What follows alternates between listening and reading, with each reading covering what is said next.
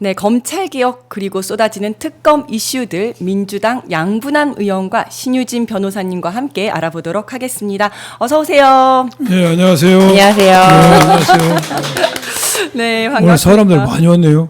아, 많이 오셨나요? 네. 네, 정청래 민주당 대표가 어제 취임 후 처음으로 교섭단체 연설을 했습니다. 먼저 어떻게 들으셨습니까, 의원님? 준비를 많이 했더만요. 네. 특히 제가 좀 눈여겨 들었던 게 동학군부터 시작해서 3.1운동, 4.19, 5.18, 87, 6월 항쟁, 낙동강전선, 구로공단, 역사적 사실이 다 열거를 했어요. 아주 이색적인 연설이었죠. 네. 아주 의미 있는 연설이었다는 생각이 듭니다. 그리고 또 직관하셨을 텐데 그때 분위기가 좀 어땠습니까? 국민의힘 의원들은 쪽에서도 약간 야유를 보내고 그랬는데 네네. 우리 목소리 큰 조계현 의원이 한 방에 다 눌렸고 조용해라고 하고 네. 우리가 또 간간히 박수를 쳐줘서 와, 박수 소리가 점점 커지더라고요. 점점 커졌죠. 네. 정정희 대표가 치려면 확실히 철학에 해서 네, 맞아요. 확실히 쳤죠. 네, 우리 저기 변호사님 어떻게 네, 보셨습니까? 저는 한 구절을 좀 말씀을 제대로 한번 다시 제가 들려드리고 싶은데요. 언제까지 내란당 오명을 끌어안고 사시렵니까? 이번에 내란 세력과 단절하지 못하면 위헌정당 해산 심판의 대상이 될지도 모릅니다. 명심하십시오라고 하면서 네. 또 국민의힘을 경고를 함과 동시에 어떻게 보면 또 그러지 말아라. 네, 그렇죠. 정말 강한 설득 아닙니까? 네. 이 말은 꼭 필요했다. 왜냐면은 이 위헌정당 해산 심판이라는 거는 결국은 이제 법무부 장관이 뭐 청구를 하는 거지만 국회에서의 그 강한 힘이 필요하거든요. 그런데 이런 이야기를 선긋기를 확실하게 해줘서 내란 청산이야말로 가장 시급한 지금의 현 상황의 문제다라는 거를 다시 한번 이렇게 확실하게 해줘서 좀 이분이 가장 인상적이었습니다. 맞습니다. 저는 또 이걸 들으면서 그 보수가 경제를 잘한다는 얘기는 이제는 흘러간 유행과 같은 얘기다. 이제는 진보가 민주당이 경제 잘하는 거다. 이렇게 말씀하시면서 김대중 정부의 인터넷망 구축, 노무현 정부의 FTA 체결, 그리고 문재인 정부 시기에 세계 7위 수출국 달성한 것들에 대해서 말씀을 하시는데 아, 진짜 맞는 말씀을 하신다. 또 이런 생각이 들더라고요. 그리고 또 어저께 말씀하신 내용 중에서 3대 개혁을 반드시 추진하겠다라고 하면서 추석 귀환길 뉴스에 검찰청은 폐지됐다. 검찰청은 역사 속으로 사라졌다는 기쁜 소식을 들려드리겠다라고 했습니다. 어떻게 들으셨습니까? 또 이제 검찰 출신이셔가지고 만감이 교차하셨을 것 같아요. 물론 이제 검찰 개혁에 대해서 제가 단독으로 찝어서 표현하기보다는 우리가 3대 개혁을 외치고 있잖아요. 네, 검찰 개혁, 언론 개혁, 사법 개혁. 네. 그것을 속도감 있고 현응감 있게 추진했다는 강한 의지의 표시였죠. 검찰 개혁에 대해서 이야기 오늘 방송 못해요. 이거 하다 다 끝나. 네. 그러면 우리 변호사님은 어떻게 보셨습니까? 일단 이제 저는 시작이라고 봅니다. 이제 뭐 그 중수청과 공소청으로 나눠서 중수청을 행안부로 가게 되는 것이 시작이라고 보고 아직 갈 길이 많이 남지 않았습니까? 네. 그래서 이제 지금부터 시작이기 때문에 지금부터 논의되는 과정들을 더 지켜봐야 된다라는 생각입니다. 네. 그런데 장동혁 대표는 어제 정 대표 연설에 대해서 여의도 대통령을 보는 것 같았다라면서 실망했다라고 했습니다. 이 장동혁 대표의 반응에 뭐라고 말씀해 주시겠습니까? 지금까지 여야 교섭단체 연설할 때 야당이 지금의 야당이 옛날 여당이 상대 당을 좋게 평가한 적이 있습니까? 그거 당연히 예상된 거죠. 당연히 저렇게 상대 당을 존중할 정도의 발언을 할 정도라면은 내란 정당에는 오명도 씻지 않았겠죠. 그전 정치적으로 우리가 고쳐야 할 행태죠. 상대방의 존중할 줄 모르고 상대방의 발언에 대해서 무조건 문제 의식을 가지고 배관시하고 달라드는 거 아닙니까? 저 후진적 사고 방식이라는 생각이 들어요. 후진적 사고 방식이다라고 말씀 주셨습니다. 우리 변호사님. 기세는 여의도 대통령을 보는 것 같았다라고 말을 했는데요. 사실 여의도 대통령이다라고 말하는 거는 너무나 어떻게 보면은 이재명 이제 현 대통령이자 전 대표께서 듣던 말 아닙니까? 네. 이재명 대통령이 계속 여의도 대통령이다 이런 얘기를 들었는데 저는 그런 의미에서는 장동혁 대표가 어떻게 보면 어휘 선택을 잘못한 거 아닌가. 참 기세가 좋다.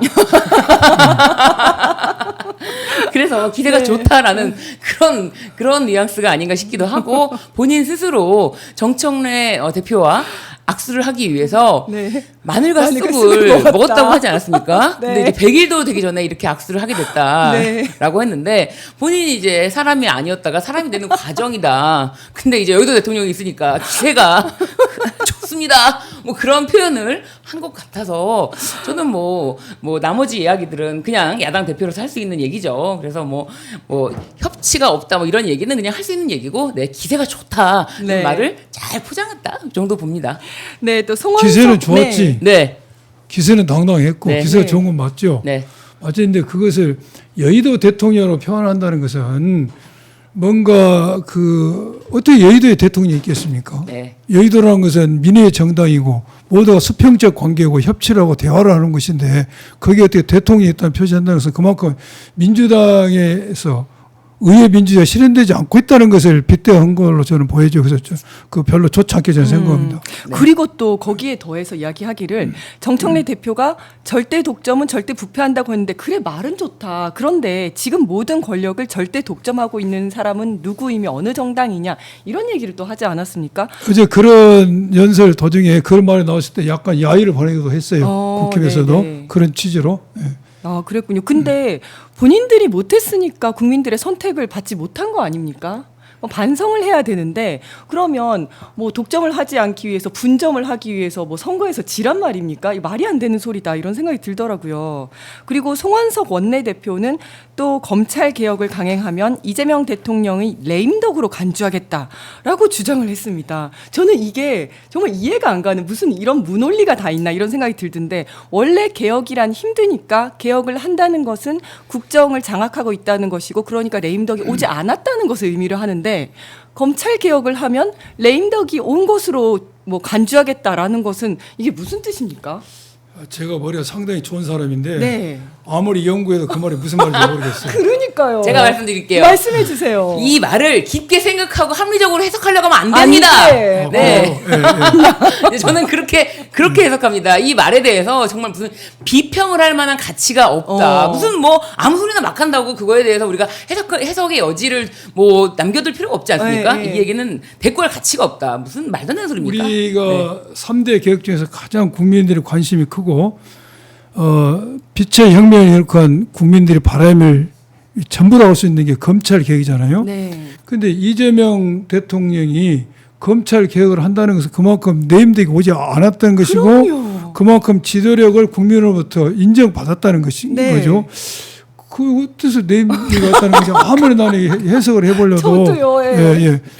아마 그 검찰 개혁의 속도전 방향 네. 이 부분에 대해서 일부 언론에서 용산과 대통령실과 당과 약간 불협화음이 있다라고 보도된 적이 있지 않습니까? 네. 근데 그 보도가 진실인지 여부는 차치하고 그런 보도를 가지고 이재명 대통령이 하려는 속도에 다르게 정청래 대표가 빠르게 나간다. 이러기 때문에 내임덕이라는 것 같은데 글쎄요. 설사 그렇다 치더라도 네. 검찰 개혁을 하는 방향에 있어서는 똑같지 않습니까? 네. 그러니까 네임대로 표현할 수 없고 송 대표께서 네임대의 단어를 좀 오늘 다 공부 좀 더 해보고 의미를 잘 모르는 거 의미를 아닌가. 잘 해석할 필요가 있을 것 같아요. 그렇죠. 간주라는 말도 그렇고요. 간주라는 네. 말도 그렇고 그죠. 간주도 이제 법률 용어로서는 그렇게 되는 것으로 본다 되는 건데 이분은 좀 평가할 만한 그런 그런 건 아니었다. 네. 네. 네, 정청래 대표가 검찰개혁 이야기도 했는데 이거는 양분홍 의원님께 좀 여쭤봐야 될 것 같습니다. 그 앞으로 총리실 산하에 범정부 검찰제도 개혁 추진단이 설치된다고 하는데요.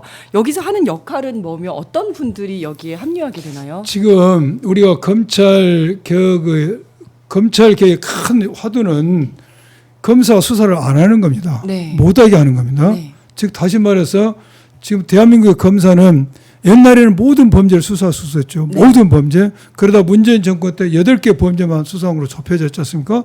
그러다가 다시 문재인 정권 만렙에 6개로 또 네, 줄어들지 네. 않습니까? 그런데 이제는 윤석열 정부에서는 시행령으로 해서 전체 범죄를 다시 하는 상황이 됐어요. 그래서 온갖 이제 정치적으로 정적을 탄압하고 윤건희 부부를 위해서 이제 전유물이 됐지 않습니까? 그래서 검찰개혁 화두는 수사권을 없애는 겁니다. 네. 그래서 없어진 수사권을 중수청을 만들어서 행안부에 두는 결정이 났지 않습니까? 네. 남은 이제 기소는 기소청을 만들어서 법무부 산하에서 기소를 하게 됩니다. 이게 큰 갈래예요. 네. 근데 중요한 것은 그걸로 끝나는 게 아니죠. 엄청나게 앞으로 복잡한 문제들이 많습니다. 네. 디테일한 면에 있어서는 예를 들면은 가장 뜨거운 이슈 그거 서로 싸우고 있지 않습니까? 네. 말 잘못하면 엄청 두드려 맞아요. 보안 수사의 문제, 네. 네. 보안 수사 문제, 네. 수사기관 공수처, 경찰, 중수청에서 수사를 하면 마지막 기록이 어디로 옵니까? 검찰청. 그러니까 지금의 검사. 네. 검사한테 사건이 공소청. 온다고. 네. 그러면 검사가 기록을 봤어요. 네. 기록을 봤어. 예를 들어 살인 사건을 봤다. 봤는데 목격자 증인이 믿을 수 없다. 그럼 목격자 증인을 다시 확인해 봐야 그 진술이 맞는지. 그리고 그 살인 현장에 다른 사람이 또 있었다. 그 조사 안 됐으면 그 사람 조사해야 되잖아. 증거물 칼이 맞는지. 피의자가 그 칼 안 썼다는데 그 여러 가지 확인할 사항이 있어요. 내가 수사란 용어로 쓰지 않습니다. 알레르기 반응들이 있으니까. 확인을 보완할 내용이 있어. 이걸 어떤 방식으로 처리할 것이냐가 중요한 문제예요. 네. 이게 보안 수사의 문제지 않습니까? 요를 어떻게 처리할 것이 문제라든지 일반적으로 세계 수사 기관에 대한 사법적 통제를 어떻게 할 것인지 등 아주 복잡다대한 문제가 있고 또 하나는 물리적으로도 중수청을 신설했을 때 수사 인력을 어떻게 충원할 것인지 인력 배치를 어떻게 할 것인지 또 기존에 가지고 있는 검사가 가지고 있던 사건들을 어떻게 정리를 할 것인지 또 고등검찰청에서 취급하고 있는 항고 사건을 어떻게 정리를 할 것인지 문제가 복잡합니다. 이러한 문제들을 이제 디테일하게 설계를 해야 되죠. 네. 우리가 25일 날 검찰개혁 법이 통과된 것은 정보조직법만 통과되는 겁니다. 네. 검찰청 없애고 중수청, 기소청을 신설하고 중수청 행안부에 둔다. 이것만 통과되는 거예요. 나머지 자세한 것은 더 토론해서 무슨 법으로 의원입법이라 정부입법으로 가는 겁니다. 네. 그래서 범정부 TF를 만들어서 여기에 수사신무자들, 법조인들 전부 다 몽땅 들여서 제가 지금 말씀드린 거 이거 이야기 오늘 방송 못하니까 대충만 이야기했는데 너무나 복잡한 거예요. 그렇죠. 할 일이 많죠. 설명, 요 네. 분야를 해결할 구체적인 로드맵을 짜야 됩니다. 지금 우리가 검찰 개혁할 때 두 가지 목표를 충족해야 됩니다.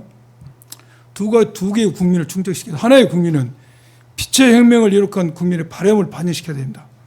또 하나는 빛의 혁명을 이룩한 국민들이 어떤 특정 사건의 당사자가 될 수가 있습니다.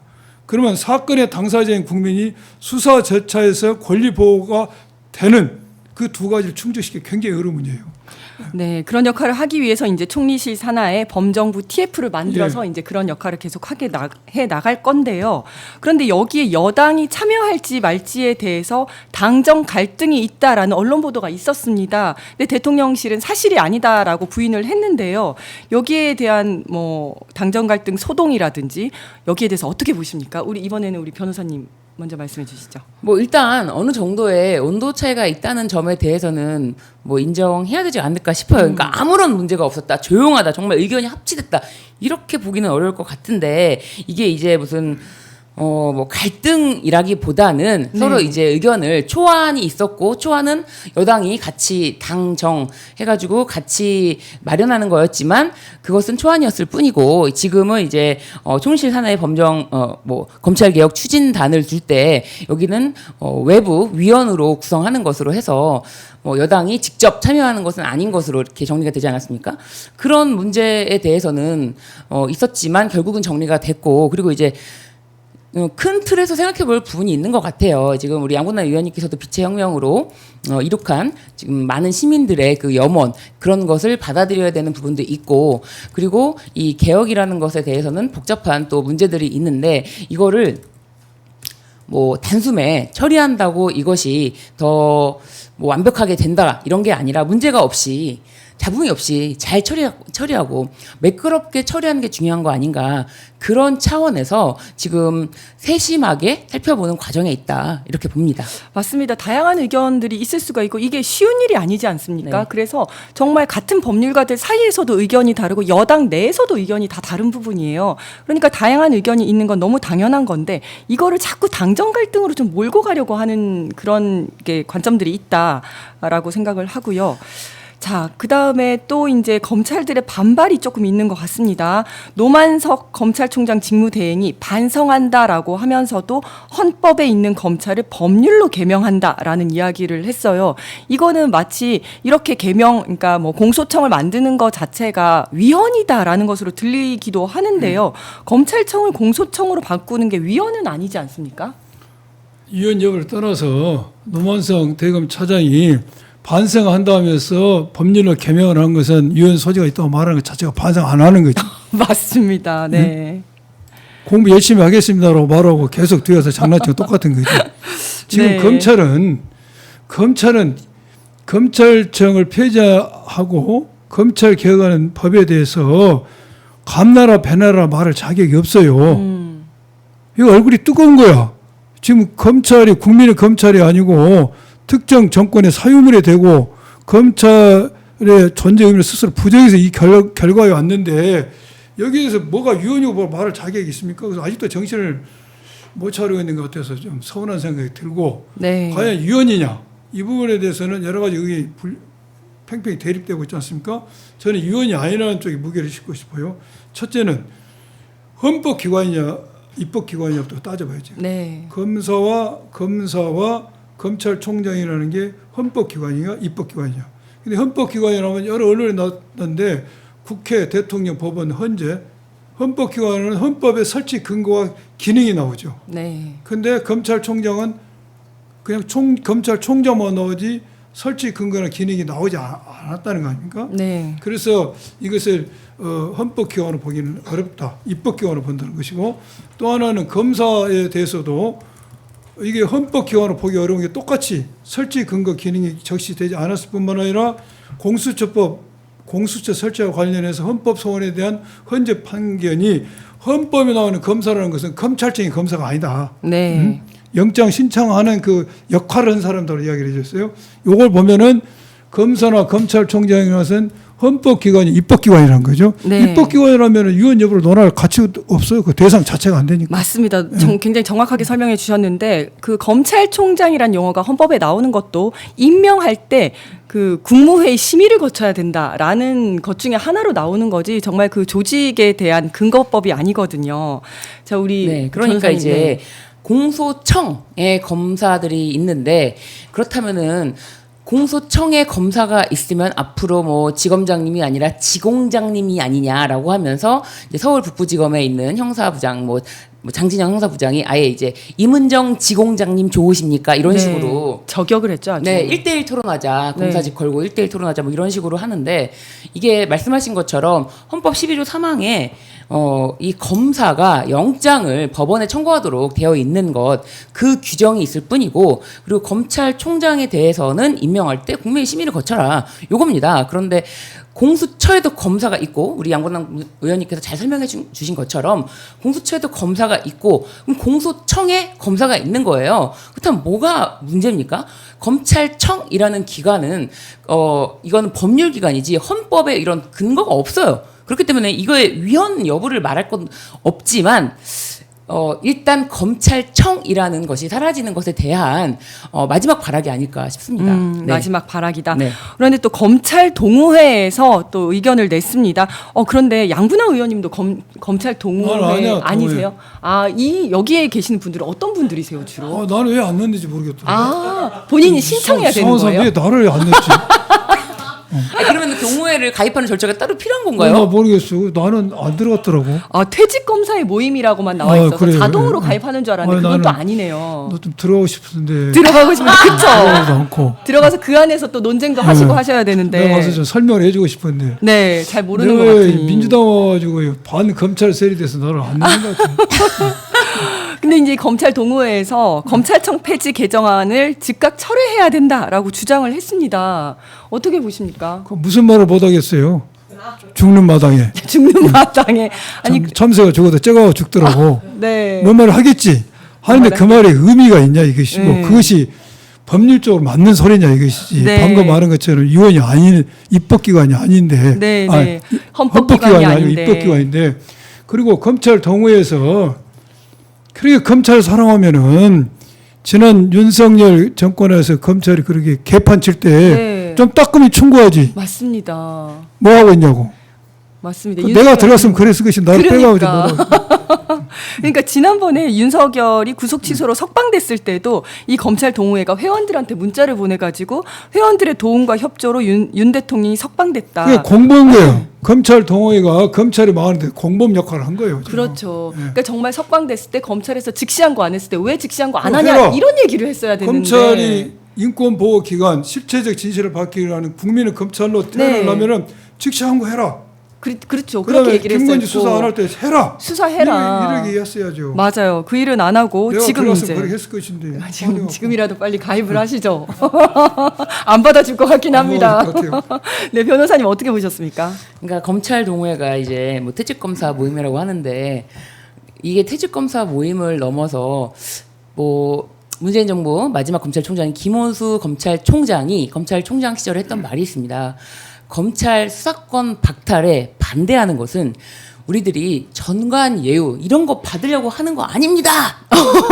자백해버렸네. 그렇게 얘기를 했어요. 그렇게 얘기를 네. 인터뷰를 했는데 그런 기록이 있죠. 그런데 퇴직하고 어디 갔습니까? 중앙 N 남부 법률사무소입니다. 중앙지검 남부지검 사건 우리로 와라. 중앙 N 남부 이름이 굉장히 노골적이지 않습니까? 그렇죠. 예. 정말 들으면 정말 낯뜨거운 이름이에요. 중앙 N 남부 법률사무소 제안 없었습니까? 나는 어디 계셨었어요? 정말로 변호사, 전남에 계셨었나요? 나는 가장 실패한 변호사였어요. 나는 뭐 어디 노폼에 오란 데도 없고 그 뭐 정관에도 한 택이도 없더라고. 아니 의원님 정관이가 눈가가 뭔지도 모르겠어. 난 눈가가 촉촉해집니다 갑자기. 네. 실패한 변호사예요. 정관이면 나 그런 거 뭔 말인지도 모르겠어요. 먼 산을 쳐다보는 눈가가 촉촉해지고 있습니다. 아니 근데 중앙 N 남부 이게 이제 그냥 그나 처음 들으면 노폼이요. 그게. 법률사무소로 중앙 N 되어 있는데 남부는 처음 들어봐요. 예, 김호수 예. 검찰총장 그리고 아. 직전에는 네. 박상진 지금 특검보죠. 네네. 네, 통일교 관련 수사를 총괄하는 특검보도 중앙 N N 남부 남부. 네 대표 아니 변호사였습니다. 잠깐 박상진 특검보는 네. 내가 부장 때 데리고 있었는데 네. 대한민국 최고의 훌륭함이세요. 박상진 특검. 그래가지고 네. 박상진 특검보가 먼저 이제 중앙엔 남부 대표로 네, 취임을 네. 하고 그다음에 이제 바로 모신 분이 그 우리 양구남 이제 의원님이 그렇게 극찬을 하지만 결국엔 김호수 검찰총장 모십니다. 나 김호수를 칭찬하는 게 아니라 박상진을 칭찬해요. 박상진. 그러니까 박상진이 모시는 분은 김호수다. 모셨는지 옆에 있었는지는 모르겠는데 그래서 박상진 지금 그래서 특검보가 직전에 중앙엔 남부 대표 변호사였는데 그 다음에 김호수 전 검찰총장을 중앙엔 남부 대표 변호사를 모시고 중앙엔 남부 대표 변호사인 김호수가 통일교로부터 자문 그렇죠. 자문 계약을 했다는 거 아닙니까? 네. 근데 결국에는 뭐 이런 이야기가 다 퍼지고 나니까 결국엔 사임했다고 하는데 네. 이런 문제가 막 제기가 돼서야 사임하는 거지. 그렇죠.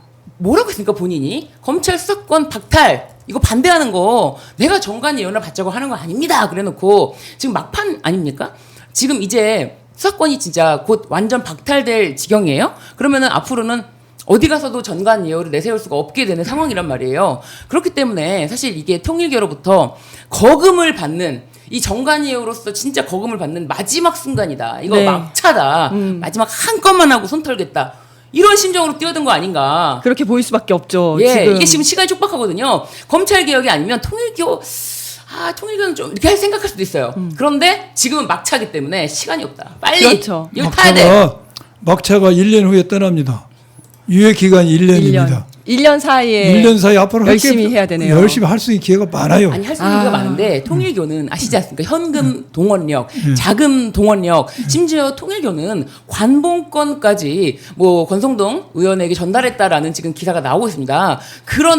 이런 거물을 뭐 1년 안에 또 만날 수 있을까요? 그런 의문이에요. 그러니까요. 너무 네. 안타까워요. 사실은 그러니까 이게 민주정부에서 너무 속내를 다 네. 드러낸 거예요. 이런 네. 민낯이 직전 검찰총장이었던 분이 하고 있고 더 직전 바로 김호수 직전은 윤석열 아닙니까? 네. 그렇기 때문에 이런 문제가 쉽지가 않고 그러니까 총장을 잘 뽑았어야지. 나를 총장을 시켰어야지. 네. 중앙의 남부에서도 안 불러주는데요, 뭘? 그러니까 통일교회에서 이렇게 거액을 주면서 네. 이런 분들을 선임을 하려고 했었던 이유가 뭐냐면 너무나 당연한 거 아닙니까? 특검에 영향을 미치려고 했던 거고 이 민주정부에 영향을 미치려고 했던 박상진 거죠. 특검이 절대 말 안 들은다니까. 그 헛발질한 거예요. 네, 그거는 어쨌든 추측이지만 저도 추측을 할 수 있는 거예요. 이게 너무나 이상하다라고 추측을 할 수 있고 아니 저기 통일교 측에서는 박상진 특검하고 이 같은 노펌에 근무했으니까 통하겠지 하고 선임하는데 그게 다 그 멍청한 짓이지. 박상진 특검 절대 들어줄 사람이 아니라고.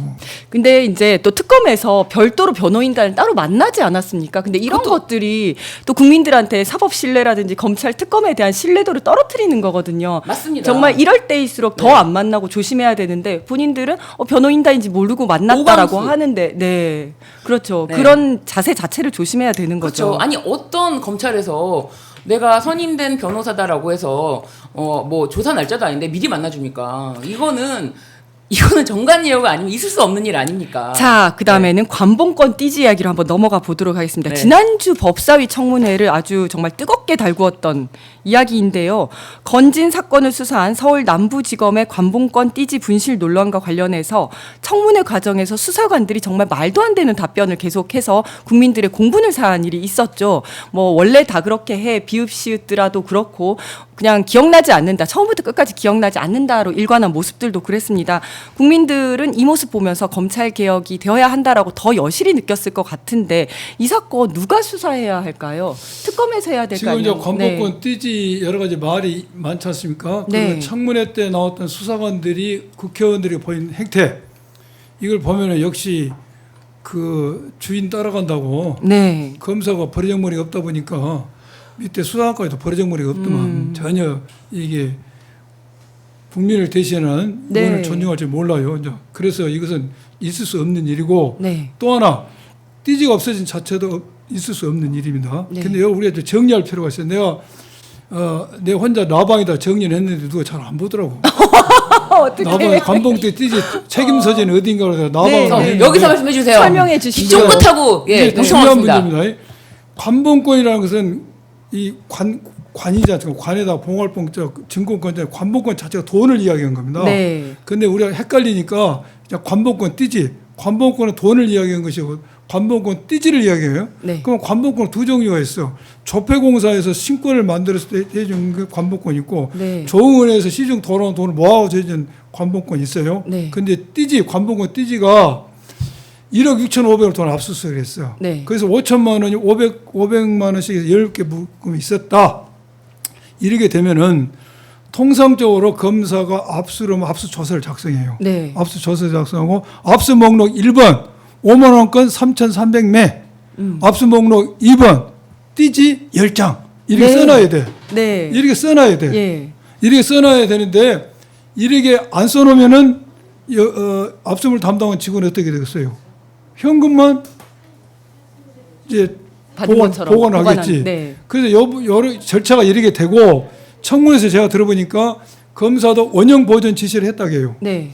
수사관도 원형 보전 지시 받았다고 해. 네. 그 똑같아. 네. 근데 원형 보전 지시 의미에 대해서 검사는 띠지까지 보관했다는 취지로 이야기를 되고 네. 수사관은 뭐라고 그래요? 해체된 띠지가 상태로 아니고 내려왔다. 띠지가 있었는지 모르겠고 그다음에 돈이 묶어져 해체인지도 모르겠는데 돈만 보고하는 걸 알았다. 네. 왜 그러냐? 돈에 대해서는 원형 보전 지시했으면 예금을 합니다. 즉시 네. 그걸 알아야 돼. 네. 돈에 대해서 원형 보전 지시했으면 예금을 해. 그 은행에다가 네. 원형 보전에서 금고에다 넣어놓은 거야. 네. 그게 수사관은 원형 보전 지시 받았어. 네. 근데 나는 지금까지 돈은 금고에다 넣어놔. 네. 남부지검 그렇게 해서 금고에 넣어놨어. 내가 뭘 잘못했어. 네. 이렇게 해요. 특검이 수사하든 누가 수사하든 이게 평행선을 그을 겁니다. 이 해법은 압수 목록을 봐야 돼. 그래서 2번. 2번이 있었냐 없었냐. 아, 그러네요. 이걸 기재를 안 기재가 안 했다면은 돈만 내려온 거야. 아니 띠지까지 갔다 왔다 치더라도 하더라도 수사관 수사관- 입장에서는 띠지에 관심이 없지. 네. 그리고 이것이 기재가 안 됐다면은 검사가 엄청난 지금 책임을 져야 되는 거예요. 그래서 증거 목록이 띠지가 기재가 안 됐다면 수사관 입장에서 띠지에 관심이 없는 거예요. 그렇죠. 아, 이건 나 압수 돈만- 목록이 아니니까. 압수 목록이 아니니까 돈만 나는 은행에 안 갖다 하면 주고 여기다가 금고에다 넣으면 된다. 이렇게 해석을 해본 것이고 띠지가 있었어 증거 목록이. 수사관이 완전 거짓말한 거지 그래도. 네. 왜 증거 목록에 띠지가 있는데? 네. 그러면 증거 목록에 띠지를 기재 안 했다면 검사 이건 완전 이건 진짜 파면감이지. 아, 그럼 압수 목록을 보면 이야기가 압수 해결이 목록 되네요. 봐야지. 내가 바로 나방을 했는데 내 나방을 잘 안 보니까 누가 보지도 어떻게 않아요. 진짜 그러네요. 압수목록 나방 보면 그 된다. 압수목록만 보면 알아요. 왜 이 사건 그러냐? 우리가 수사를 할 때 돈이 이 사건은 돈 금액도 중요하고 돈 자체가 중요한 거예요. 네. 돈의 존재 자체. 네. 그렇기 때문에 띠지를 분명히 증거물에 넣어야 되는 거예요. 야, 지금 양분남 TV가 화면으로 나가고 있는데요. 동시 접속자 한번 몇 명쯤 되셨습니까, 저때? 몇 명 안 돼. 몇 명 안 됐어요. 지금 잠깐 들고 소개하시죠. 네, 네. 몇 명 안 됐어요. 들고 왔습니다. 네, 양분남 TV. 양분남 TV 좀 구독해 주세요.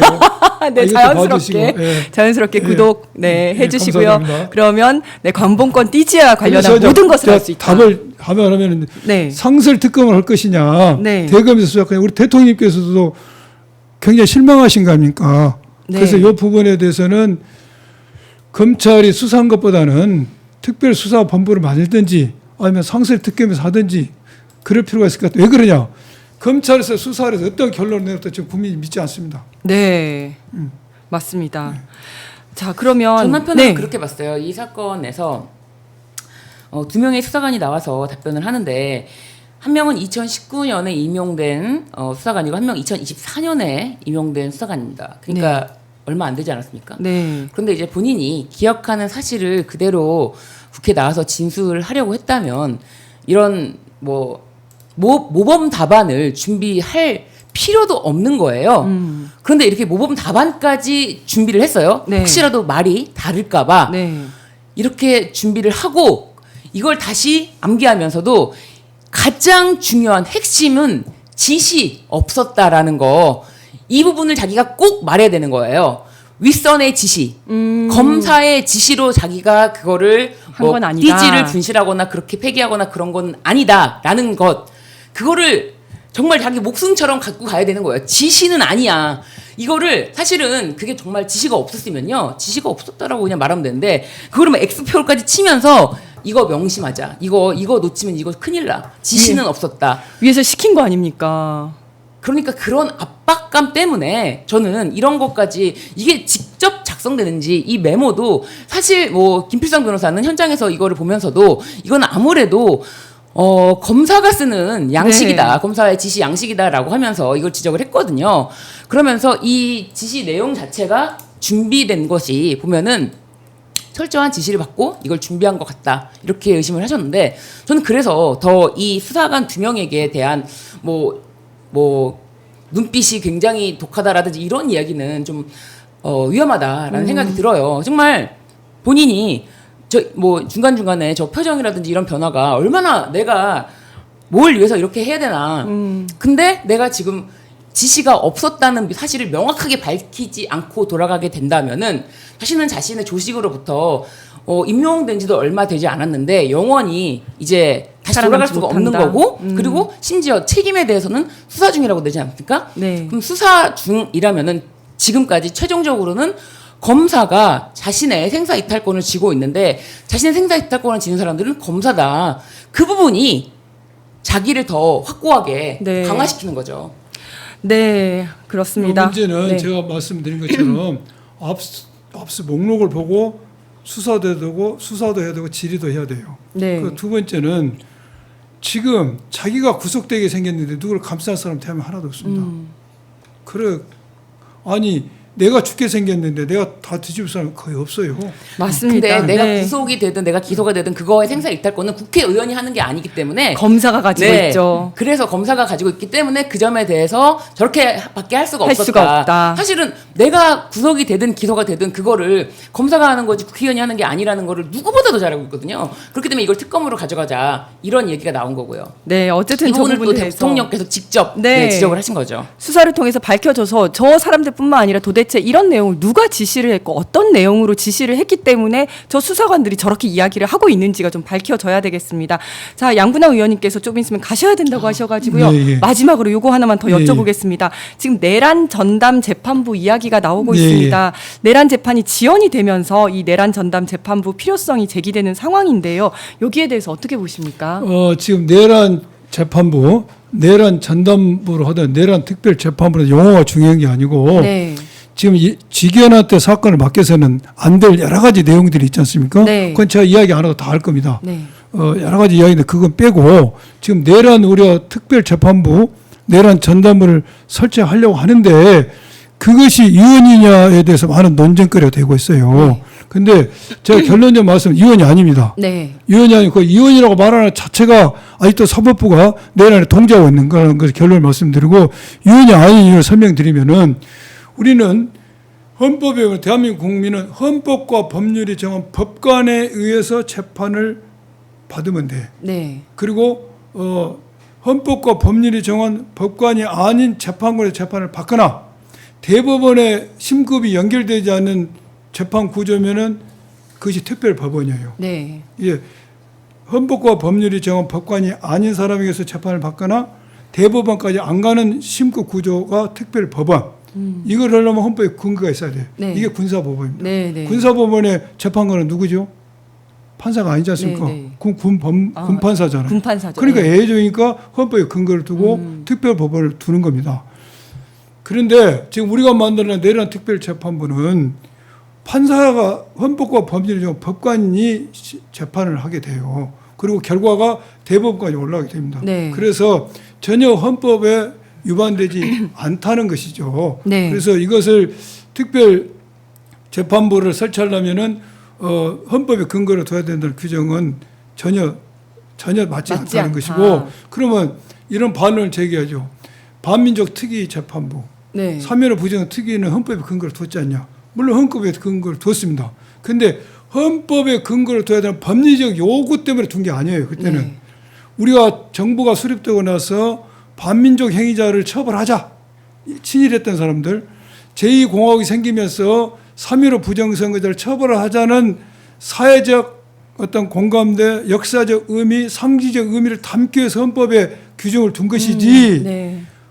법적 요건이 헌법에 두어야 되는 요건이 된 게 아니죠. 그래서 네. 우리가 만드는 내란 재판부는 헌법과 법률이 정 법관이 재판을 하고 서울중앙지법에서 1심하러 고등고에서 2심하러 등 대법원에 가서 상고가 하기 때문에 전혀 헌법과 법률이 위반되지 않다는 것이죠. 네. 또한 이거 설치 필요성이 있는 것은 굉장히 이번에 재판부가 보여줬던 사법부 전체가 보여줬던 행태를 보면은 조희대 대법원장 윤석열 임명했죠. 대법관들 조희대 재청에서 윤석열 임명했죠. 그 밑에는 모든 법원장들, 판사들 이러한 내란 세력이 이렇게 임명한 그런 카테고리에 있는 것입니다. 네. 스스로가 스스로를 그렇죠. 재판하는 거죠. 그런데 어떻게 내란 세력을 재판하겠습니까? 네. 또 비상계엄이 유보원 비상계엄이 선포됐을 때 사법부가 한 마디라도 이야기했습니까? 이거 반헌법적 반민주적 처사에 대해서 비판했냐 이것이죠. 단 한마디도 안 심지적으로 했죠. 동조한 조직입니다. 이 조직이 내란 재판하겠습니까? 역시 우려했던 대로 결과는 어떻게 났습니까? 윤석열 지견이가 석방. 시정안으로 풀어줬죠. 네. 또 김성원 경호처 차장 영장 기각했죠. 한덕수 영장 기각했죠. 지견이 여러 가지로 재판 지연하고 있죠. 네. 조금 있으면 윤석열 또 석방될 겁니다. 6개월 또 곧 지나요. 내년 1월이면은. 내년 1월이죠. 그래서 이대로 둬서는 정의를 실현할 수 없다는 것이죠. 공정가 이미 신뢰를 회복했기 때문에 당연히 우리 민주당 입장에서는 특별재판부를 만들어야 되는 것입니다. 지금. 네, 네. 지금 내란 특별 재판부에 대한 법안이 발의되어 있는 상황인데요. 그렇죠. 당내 분위기는 좀 어떻습니까? 당내 분위기도 이제 신중론도 제기되고 네. 그래서 당론론까지는 아직 안 가고 있는 것 같아요. 지금 뭐 법사위에서 뭐 토론을 하겠지만은 근데 네. 그러다 보니까 지기현이가 이제는 기자들이 재판 중개한 것에 대해서도 검토하겠다. 네. 내년 1월까지는 재판 끝내겠다 이야기하는데 네, 네. 그렇게 한다 할지라도 저는 이번에 내란 재판부를 설치해야 된다는 주장. 설치해야 된다. 네, 이제는 예, 의원님 보내드려야 할 시간이 됐습니다. 예. 오늘 가야 나와주셔서 되겠습니다. 예. 감사드립니다. 그래도 양분함 TV 한 번 더 네. 말씀드릴 기회 주시면은 예, 의원님께서 힘이 나실 것 같아요. 양분함 TV 감사합니다. 신 변호사님밖에 네. 신 변호사님만 외쳐주십시오. 아이고. 양분함 TV 함께 해주세요. 네. 예, 감사합니다. 지금 네. 구독자가 2.82 우리 지금 3만 명이 안 되고 있습니다. 안 되고 있어서 3만 명이니까 네. 2천 명만 더 되면 3만 명이 될 것 같은데. 오늘 2,000명 찍어서 300명 만들기를 기대하고 저는 떠나겠습니다. 네. 네. 양분함 TV도 응원해. 양분함 TV 제 얼굴도 반쪽이 나오네요. 네. 네. 양분함이 부르는 나훈아 노래도 네, 볼 수가 있습니다. 지역구에서 노래 부르시는 예, 거예요? 지역구에서요. 어르신 행사가 있어서. 어르신 행사에서. 네, 가겠습니다. 네, 다음에 또 뵙겠습니다. 오늘 나와주셔서 감사합니다. 네, 양분남 TV 화이팅! 예. 네, 화이팅! 네. 아, 의원님이 또 귀여우신 면이 있으시네요. 노래를 부르면서. 화면을 또 가리겠군요. 네, 화면을 가립니다. 네, 감사합니다. 나가시면서 말씀하셔서 아마 구독자분들 못 들으셨을 것 같은데요. 제가 원래 귀여워요. 라고 말씀하시고 나가셨습니다. 자, 그러면 뭐 그 내란 전담 재판부에 대해서는 잠깐 또 말씀해 주시죠.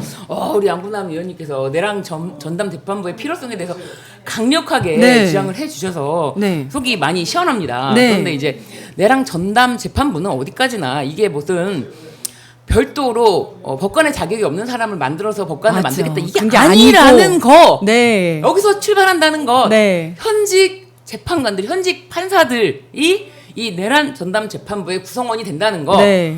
그렇다면 이게 도대체 뭐가 문제인지 뭐가 문제냐. 현직 재판관들, 현직 법관들인데. 네. 그렇죠. 직위원 진짜 너무한 거 아닙니까? 해도 너무한 직위원 재판부를 언제까지 지켜보겠습니까? 저는 진심 직위원 재판부가 오히려 12월까지 재판을 마칠 거라고 하는 게 더 불안해요. 어떻게 하려고 하는 거야 도대체. 네. 결국 말은 이렇게 일단 네. 뭔가 분위기가 정말 내란 전담 재판부 만드는 거 아니야?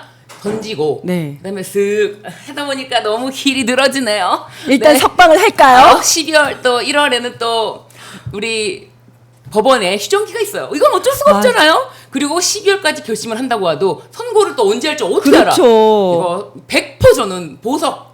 직위원은 보석해준다. 아. 저는 직위원이 보석해준다. 진짜 모든 걸 걸겠다. 아니 석방까지 했는데 보석 안 해줄 리가 없지 않겠습니까? 그렇죠. 아니 재판이 안 끝나면요 1심에선 별수 없이 석방해주는 보석해주는 거예요. 할 수밖에 없는 거죠. 와, 그거 그러면서 핑계 대고 이제는- 하는 거죠. 이제는 그냥 아무런 조건 없이 석방되는 것보다는 조건부 보석이 낫지 않겠니? 이런 기사 지겨워요. 정말 눈에 안 봐도 뻔해요. 직위원 재판부 보석 계속 두면 이거 100% 보석으로 간다. 저는 사실 또 걱정되는 게 있습니다. 네. 지금 이제 왜 가만히 있나 싶었는데 네. 윤석열이 내란 특검에 대해서 위헌 법률 심판 제청을 신청을 했습니다. 위헌 법률 심판 제청은 뭐냐면 이제 구독자들 분 위해서 설명을 네. 드리면 이 특검법이 위헌이라는 겁니다. 그래서 헌법재판소에서 한번 살펴봐 달라는 건데 이 절차가 어떻게 되는 거냐 하면 일단 직위원이 한번 스크린을 합니다. 한번 보고 이거 위헌 소지가 있네라고 하면 조희대 대법원에 보냅니다. 그래서 맞아 이거 위헌 소지가 있어라고 해서 헌법재판소로 가게 되면 재판이 지금 내란 재판이 중단이 되게 됩니다. 이것이 지금 걱정이 되는 건데요. 이 위헌 법률 심판을 그러니까 재청할 가능성이 있을까요? 이 일단 직위원이 윤석열은 최순실이 했던 모든 걸 따라합니다. 그렇죠. 다 하죠. 다 최순실이 하죠. 당시에 특검법 이 윤석열이 자신을 이제 올감했던 이 특검법 자체가 위헌 소지가 있다. 왜냐 여당을 배제하고 이거 민주당과 국민의당이 이거 합작해서 만든 건데 이건 위헌이지라고 해서 위헌 법률 심판 제청 신청을 하고요. 네. 이거 법원에서 아예 이거를 받아들여주질 않았어요. 네네. 그래서 이게 결국에는 헌재에서 판단이 났고요. 헌재에서는 이거는 위헌이 아니다라고 결정이 내렸습니다. 네. 헌재 결정도 이미 있는 상황에서 네. 직위원이 자신이 그때 당시 이제 구속 취소할 때는 이런 결정은 어디에도 없었기 때문에 내가 이런 결정을 한번 해야 하지만 이게 내가 맞다는 건 아닙니다. 이런 식의 어떤 방어 논리가 있었잖아요. 그렇죠. 그런데 이거는 헌재 결정이 있었어요. 네. 특검법은 위헌이 아니다. 네. 라는 헌재의 명확한 결정이 있기 때문에 이걸 똑같은 사유로 자기가 뭐 평생 대한민국에서 안 살 작정이라면 몰라도 네.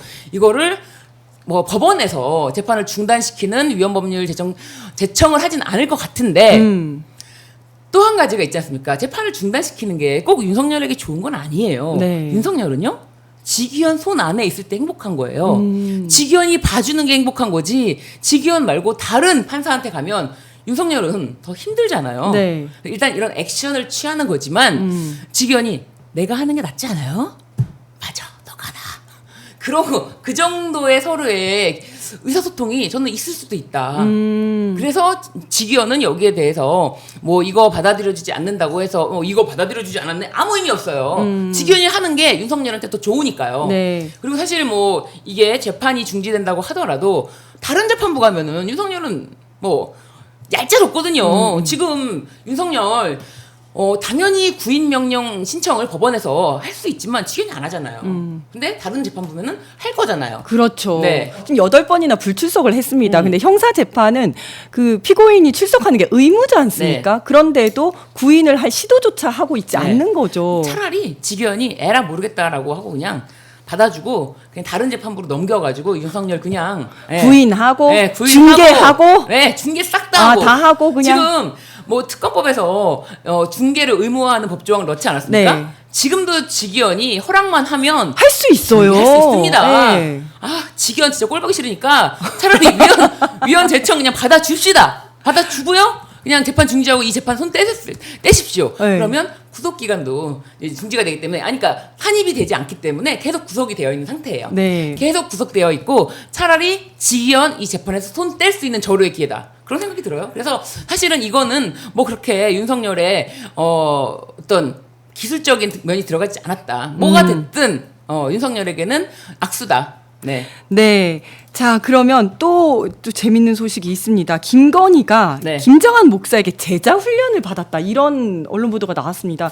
근데 저는 성경 공부했다 뭐 이런 건 알겠는데 제자 훈련이 혹시 뭔지 아세요? 그러니까 성경 공부를 했다는 건데 네. 제가 봤을 때는 이게 성경 공부라는 거를 빌미로 자 오늘은 요한복음 1장 1절입니다. 자 넘기십시오. 넘겼는데 여기 또 인맥 명함이 나와. 명함이 명함. 나와. 네, 요한복음 1장 1절 1절. 여기 이분이랑, 이분에 대해서 네. 한번 연락을 해보신다면 네. 어떤 이런 인맥 수업 같은 거 아닌가 의심이 듭니다. 왜냐하면 김정한 목사가 네. 굉장히 아는 사람이 많다 그랬죠. 그러니까요. 인맥이 넓고. 네. 예. 네. 그러니까요. 그러니까 그렇게 일주일에 2번인가요? 3번인가 가서 네. 성경을 공부했다라고 하는데 사실 이 사람들이 하는 말들이 다 그렇잖아요. 뭔가 한꺼풀 포장을 하지만 네. 그 포장 속의 진실은 다 추악하다. 음. 저는 그렇게 보여요. 네. 김정한 목사가 뭐라 그랬습니까? 김정한 목사가 그 최혜병 사건 당시에 그 7월부터 9월까지 전화를 윤석열과 하고 이종석과 하고 임성근이랑 막 한 거 아닙니까? 네, 네. 그래놓고 임성근이가 구해달라고 한다면 내가 기도해준 죄밖에 더 있어? 그렇죠. 기도라는 것이 사실은 연락을 하는 걸 기도라고 하는 거군요. 그러니까요. 네. 기도해준 것밖에 더 있어? 기도해준 죄밖에 더 있어? 라고 했는데 신도들도 그러면 청탁이 왔다는 거네? 라는 약간 벙쪄가지고 그쵸. 멍한 상태에서 아멘 안 해? 아멘 안 해? 아멘 강요. 아멘 강요. 아멘 강요를 하면서까지 김장한 목사가 자신의 교인들 앞에서 어쨌든 구해달라는 연락 이건 왔었다라는 걸 네. 인정한 거 아닙니까? 얘기를 한 거네요. 네, 저는 그 인정했다고 봅니다. 그리고 네 김장한 목사가 지금 또 특검에서 소환을 하니까 나 안 가겠다. 나는 참고인일 뿐이다. 이렇게 이야기를 하고 있거든요. 과연 그냥 참고인일까요? 솔직히 그냥 참고인으로 볼 수가 없는 지경인데 지금 참고인으로 부를 때 나가서 아는 바 다 이야기하는 게 낫지 않습니까? 지금 그 누가 봐도 지금 윤석열, 이종섭, 임성근이 당사자예요. 그리고 네. 윤석열이 경로한 당사자고요. 막 연결해서 전화 통화를 했는데 어디까지 참고인으로 지금 봐줄 거를 기대하고 있습니까? 저는 김정한 목사는 반드시 소환해야 된다. 안 네. 되면 소환 불응 계속하면은 피의자로 전화해서 체포. 까지 맞습니다. 해야 된다라고 보여지고요. 네네. 부산에서 좋은 소식 들려오지 않았습니까? 손현보 목사. 그렇습니다. 네.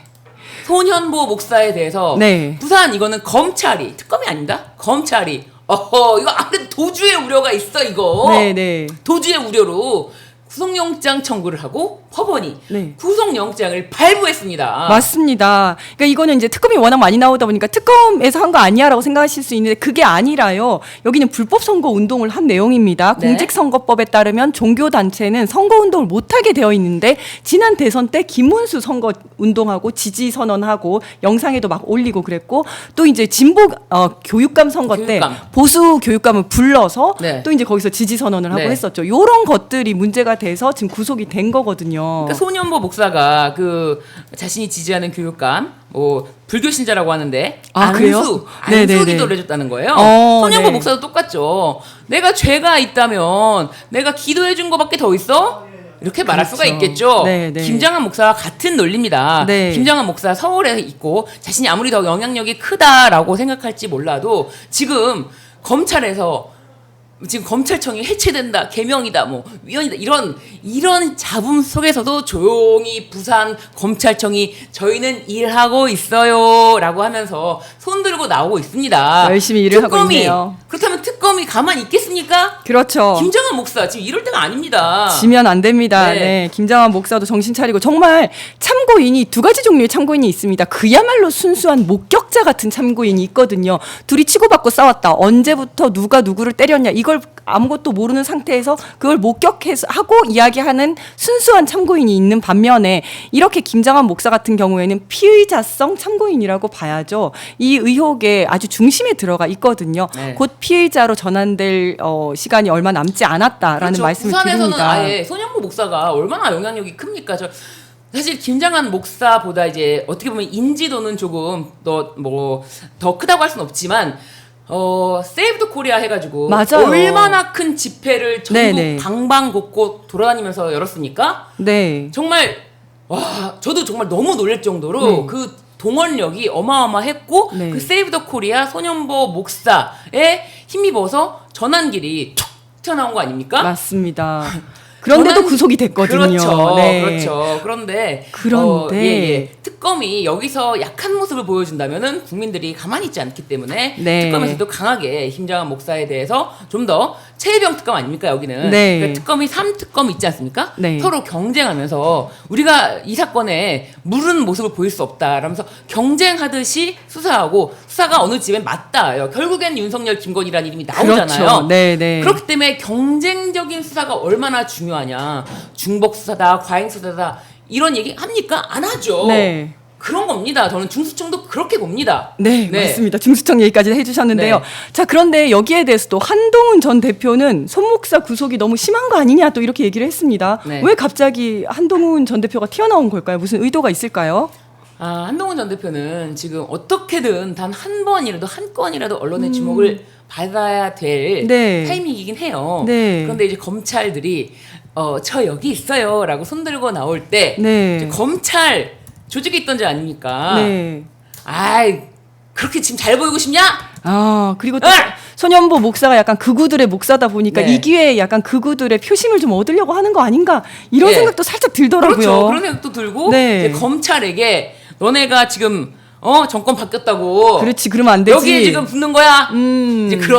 그런 어떤 검찰에게 너네 그런 식으로 붙으면 안 돼라고 이제 또 한번 한마디 목소리 해주는 거죠. 본인이 또 전 법무부 장관 법무부 장관 앤드 일합시고, 이제 네. 검찰 출신이잖아요. 검찰 출신이고. 누구보다도 검찰 출신으로서 윤석열의 총애를 받아서 법무부 장관까지 된 자입니다. 그렇죠. 당 대표까지 된 자고요. 네. 네. 자, 그리고 권성동 체포동의안 표결이 곧 예정이 되어 있습니다. 그렇죠. 가결이 되겠지요. 네, 이제 24시간 이후 72시간 이내에 네. 표결을 하는데 아무래도 이제 오늘 장동영 이제 대표의 연설 있지 않겠습니까? 네. 그런데 바로 직후에 표결을 한다면 네. 이건 너무 잔인한 것이다. 왜 국힘이 상복을 입었는지 알겠다. 네. 이제 권성동을 향해서 이제 가면 언제 오나 어야디야 네. 이제 가면 언제 오나 상복을 입었던 이유는 권성동을 보내기 위함이다라는 무슨 밑자락 같잖아요. 너무나. 네. 그래서 저는 이제 오늘 당장 표결하지는 않을 것 같지만 네. 어쨌든 표결을 하면 국민의힘에서도 더 이상 권성동 때문에 시끄러운 게 싫다라고 해서 저 이 대표가 넘을 수도 있다고 봐요. 네. 네. 국민의힘 의원들도 표결에 찬성한 의원들이 나올 수 있다라고 보기 때문에 장동혁이 여기서 약간 고민이 될 것 같아요. 네. 지금 대오를 틀리면 안 된다라는 생각도 들지만 권성동이 제발 좀 갔으면 좋겠다. 속 마음은 모르는 거거든요. 네. 저는 이 장동혁 대표 이 고공행진이라 할까요? 이 사람의 어떤 정치 인생이 사실 재선이긴 하지만 이제 재보선 보궐선거로 들어왔기 때문에 1.5선이란 말이에요. 그렇죠, 그렇죠. 네, 1.5선에서 이렇게 치고 올라가는 지금 기세에서 딱 당대표 되자마자 전환길과도 거리두기 하고 맞아요. 네, 예, 예. 정청래 대표랑 악수를 하기 위해서 마늘과 쑥을 먹고 있다. 네, 라는 그런 말을 발언도 하고, 네네. 네. 뭐 여러 가지 행보를 지금 하고 있는데 네, 네. 권성동은 거리적거리거든요. 네. 그래서 만약에 이제 단일 대우를 유지하고자 한다면은 아예 아예 그냥 그 표결에 참석하지 않는 걸로 하겠지만 그러면 어차피 너무나 강성 이미지고 권성동 지키겠다고 초과상관 다 날릴 셈이냐 네. 이런 것 때문에 저는 국민의힘에서도 자유롭게 들어간다면 분명히 이게 무기명이기 때문에 나올 이탈표가 것이다. 나온다. 권성동은 네. 아유 제발 좀 들어가. 자, 한 가지만 말씀드리면 오늘은 교섭단체 연설이기 때문에 송원석 원내대표가 오늘은 교섭단체 송원석이군요. 연설을 할 예정입니다. 네. 자, 그리고 추경호 의원도 곧 소환될 것 같은데요. 계엄 당시 원내대표실에 모여 있었던 의원이 8명이 있었는데 8명이 이 사람들도 다 소환 대상으로 보입니다. 이 당시에 김용태 의원도 있었는데 김용태 의원은 같이 있다가 계엄 해제 표결하러 들어갔거든요. 근데 나머지 8명은 안 들어가고 있었어요. 그렇다면 이 사람들은 거기서 뭐 하고 있었냐? 여기에 대한 수사가 또 필요한 거 아니겠습니까? 그러니까 이것에 대해서 이제 사실은 국힘당 표결에 참여하지 못하도록 방해한 네. 그 부분에 대해서는 표결 방해, 네. 예, 직권남용으로 이제 표결 방해를 했고 그 표결 방해로 인해서 표결권을 침해받았다 네. 이 우왕좌왕하게 된 사이에서라고 이제 특검이 법리 구성을 하고 있는데요. 네. 근데 이제 한동훈 전 대표도 좀 조사에 적극적으로 협조하는 모습에 좀 나서줘야 돼요. 네. 예, 이 사건에 대해서 본인이 뭐 어떤 식으로든지 이렇게 나대고 싶다면, 네네. 네네네네. 기회를 주겠다. 네, 특검에서 나대셔라. 네. 너무 하고 싶은 얘기 좋잖아요. 다 해라. 너무 좋잖아. 너무 네. 좋은 기회잖아요. 네네. 본인이 책도 이미 책의 내용도 뭐 썼다고 하는데 사실 뭐 책에 나온 내용 이상으로 말을 하겠습니까? 솔직히 그쵸. 기대 안 합니다만 예. 본인이 워낙에 그 나댐이 네. 멈출 줄 모르기 때문에 기왕이면 모델을 깔아줬을 때 네. 나와서 마음껏 나대시라라는 나대시고, 말씀을 드리고 네. 싶습니다. 김영날인 하시고 나오시면 되십니다. 그럼요. 네네. 재밌을 것 같아요. 사실은 한동훈은 진짜 자신이 피의자로 뭐 자신의 핸드폰이 압수당할 위기에서도 네. 핸드폰을 놓치지 않겠다고 이렇게 그렇죠. 하면서 네. 넘어졌던 그런 사람이거든요. 네. 그런데 참고인으로라도 조사를 받는 한동훈의 모습이 좀 궁금합니다. 네, 저도 궁금합니다. 네. 네. 자, 그리고 마지막으로요. 내일이 이재명 대통령 취임 100일입니다. 오늘이 99일째인 건데요. 어떻게 평가해 주시겠습니까? 저는 이재명 대통령이 정말 언제 잠을 자나 싶을 정도로 진짜 맞아요. 하나하나 정말 디테일한 지점을 놓치지 않는데 최근에 굉장히 문제가 심각한 그 명동이라든지 네. 홍대 입구, 건대, 네. 특히 건대 그쪽엔 차이나타운이 형성되어 있거든요. 네. 거기서 협중 시위를 합니다. 네. 굉장히 격한 발언을 하면서 중국인들을 향해서 집으로 돌아가라, 짱깨, 네. 두께 이런 말을 하는데요. 이것에 대해서 다들 막 약간 어떻게 하지? 아직 우리나라는 이것에 대해서 규제할 법안이 없는데 그렇죠. 혐오 처벌법 이런 게 없는데 이렇게 얘기를 우리나라는 하죠. 아직 없는데 사실 일본에서는 이거는 지방자치 단체 조례로 네, 네. 만약에 서울시장이 정신머리만 똑바로 있는 인간이라면 네. 지금 당장 서울시 조례로 이 부분에 대해서 추진할 수가 있어요. 이런 네. 걸 금지시킬 수가 있다고요. 네. 근데 서울시 시장이 누굽니까? 오세훈. 네, 오세훈. 정신머리 없잖아요. 네. 지금 이런 문제에 대해서 관심 없는 사이에 또 대통령이 나선 거예요. 이런 문제에 이거 어떻게 법률적으로 규제하는 방안 없겠냐라고 했는데 다들 이 부분은 표현의 자유라서 이렇게 머뭇거리고 있는 사이에 이재명 대통령이 또 업무 방해라도. 그렇습니다. 네. 이거 업무 방해 아니냐. 네. 이게 어떻게 표현의 자유냐. 이건 네. 표현의 자유가 아니다. 정확하게 짚는 거예요. 네. 와, 그래서 그 업무 방해라는 거는 색다른 시각입니다. 접근이죠. 예. 뭐 이런 식으로 얘기를 하는데 빨리 이 문제 해결해라라는 아예 강력한 지시를 준 거예요. 정말 이런 타이밍에 서울시장 정말 잘 뽑아야 된다. 내년 6월 금방 얼마 안 남은 것 같지만 너무 먼 것 같아요. 네. 서울시장만 바뀌면은 이런 문제는 당장 해결할 수 있거든요. 그래서 정말 대통령 잘 뽑은 게 너무 중요하고 이렇게 대통령이 100일까지 쉼없이 달려오고 네. 이런 모습에 대해서 저는 끊임없이 좀 응원하고 지지하고 또 내일이 기대가 되는 100일이라니 이제 얼마 안 남았잖아. 네. 이제 4년하고 이제 얼마 안 남았잖아. 벌써 막 아까워 막. 네. 시간이 가는 게 너무 하루하루가 아쉬워. 아까워요. 맞아요. 5년이 뭡니까 진짜. 네, 네. 맞습니다. 아니 그리고 저도 제일 처음에는 와 대통령님 바뀌셨으니까 TV 보는 게 너무 즐겁다 이러면서 찾아보기 시작했는데 따라서 찾아보기가 힘들 정도로 일을 너무 많이 하시는 거예요. 이분에게 24시간은 24시간이 아니라 한 48시간 이렇게 되는 것 같아요. 여기 번쩍 저기 번쩍 하면서 모든 일들을 이렇게 하고 계시니까 우리 신유진 변호사님 말씀 들으면서도 막 엄마 미소 계속 막 네. 네 하고 계신데 네, 정말 진짜 또 취임 100일에 또 무슨 말씀을 하실지도 기대가 되지만 네. 하나하나 한 건 한 건에 세세하게 신경 써주는 그런 마음이 느껴져서 더 신나게 우리도 내가 도울 일 없나라는 마음으로 그런 신나게 합시다 뭐 이런 일이 되는 것 같아요. 네, 맞습니다. 자, 신유진 변호사님 여기서 네, 보내드려야 될 것 같습니다. 오늘도 시원한 말씀 잘 들었습니다. 네, 감사합니다. 감사합니다. 네.